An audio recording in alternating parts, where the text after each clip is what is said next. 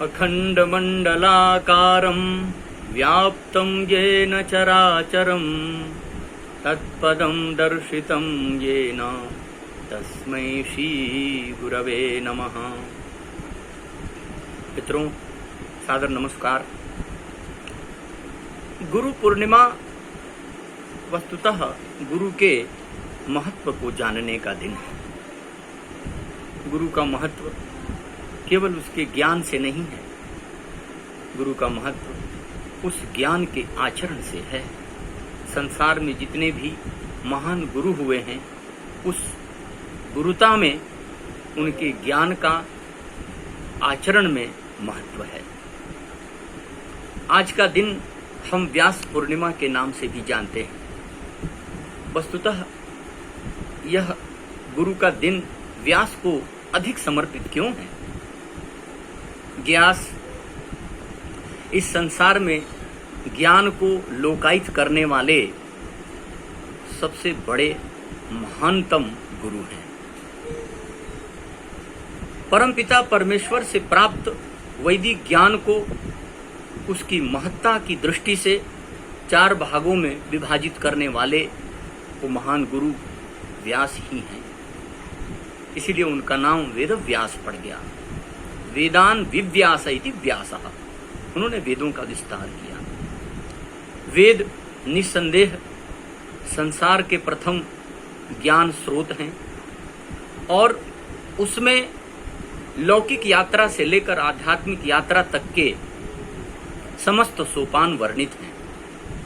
इसकी महत्ता को समझते हुए व्यास ने ऋक, यजुस, साम और अथर्व नाम के 4 संहिताओं का निर्माण कर वेदों का विषय विशेषज्ञता की दृष्टि से विभाजन कर दिया और यहीं से ज्ञान की परंपरा और विस्तार से लोक में लोकायित होने लगी। ज्ञान की परंपरा के इस प्रवाहक के कारण महर्षि व्यास सर्वोत्तम गुरु के रूप में प्रतिष्ठित हुए। वस्तुतः गुरु ज्ञान देने वाला और अपने शिष्य का कल्याण चाहने वाला एकमात्र व्यक्तित्व होता है। गुरु के 2 धर्म, पहला ज्ञान की प्राप्ति करना और दूसरा उसे अपने आचरण में उतारना। अपने शिष्यों के समीप जब गुरु होता है तो उसे उपदेश की अपेक्षा नहीं होती है। वो अपने आचरण से ही अपने शिष्यों को जो देना चाहता है सब कुछ दे देता है। अब शिष्य का धर्म बनता है कि वह अपने गुरु के निकट रहे और उसके आचरण से अपने ज्ञान का वर्धन करे। अब गुरु की महत्ता को बताते हुए संस्कृत साहित्य तो अपरंपार है ही, उत्तर काल के साहित्य में भी गुरु की महान महिमा का वर्णन किया गया है। अब संस्कृत का एक मंत्र तो सर्वत्र पढ़ा ही जाता है कि गुरुर् ब्रह्मा गुरुर्विष्णु गुरुर्देवो महेश्वरः गुरुः साक्षात् परम ब्रह्म तस्मै श्री गुरवे नमः। गुरु निश्चित रूप से संसार का सबसे बड़ा कल्याण कारक व्यक्तित्व होता है।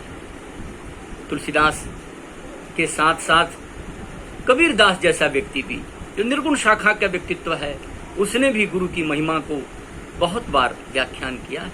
कबीरदास जी कहते हैं कि कबीरा हरि के रूठते गुरु के शरणे जाए।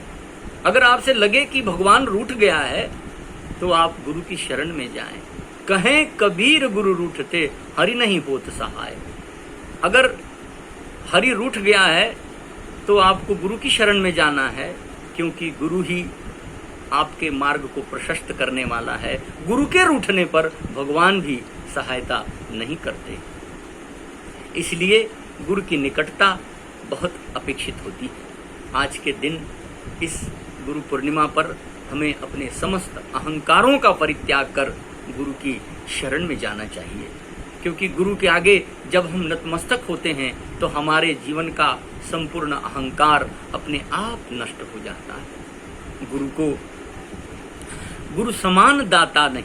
कितनी सुंदर बात कबीरदास जी कहते हैं, गुरु समान दाता नहीं याचक शीश समान। गुरु जैसा कोई दाता नहीं और याचक शीश जैसा कोई नहीं होता। तीन लोक की संपदा जो गुरु दीन होता।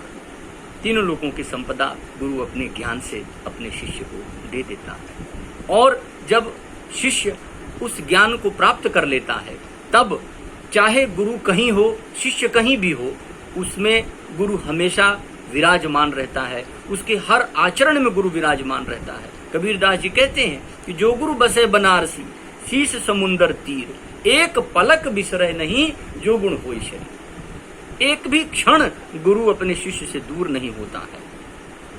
तो गुरु के बिना संसार में कल्याण संभव नहीं है। हाँ, ये ध्यान रखना है कि गुरु ज्ञानी हो जरूरी नहीं है, गुरु आचरण वाला हो यह बहुत जरूरी है। शिष्य को इस बात का ध्यान रखना चाहिए। दत्तात्रेय ने अपने 27 गुरु बनाए थे सिर्फ अपने गुरुओं के आचरण के कारण। उन्होंने उन्हें बैठाकर शिक्षा नहीं दी। कहीं कुत्ता, कहीं बिल्ली, कहीं चींटी तक को भी उन्होंने अपना गुरु बनाया था, सिर्फ इसलिए क्योंकि इन्होंने अपने आचरण से बहुत कुछ दत्तात्रेय को सिखाया था। गुरुओं की इस परंपरा का निर्वहन संस्कृत साहित्य के अनेक कवियों ने बड़े अद्भुत ढंग से प्रस्तुत किया। कालिदास एक जगह लिखते हैं कि जब कौत्स उनके दरबार में आता है तो उससे सबसे पहले उसका हालचाल न पूछकर उसके गुरु का हालचाल पूछते हैं। अप्यग्रणीर मंत्र कृताम ऋषीणाम कुशाग्र बुद्धे कुशली गुरुस्ते यतस्त्वया ज्ञानमशेष समाप्तम लोके न चैतन्य इवोष्ण रश्मे।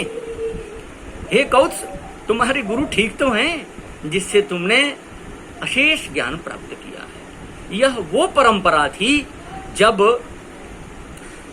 व्यक्ति शिष्य से पहले उसके गुरु का हालचाल पूछता था, क्योंकि उसे पता होता था यदि इसका गुरु ठीक है तो शिष्य भी निश्चित रूप से ठीक ही होगा।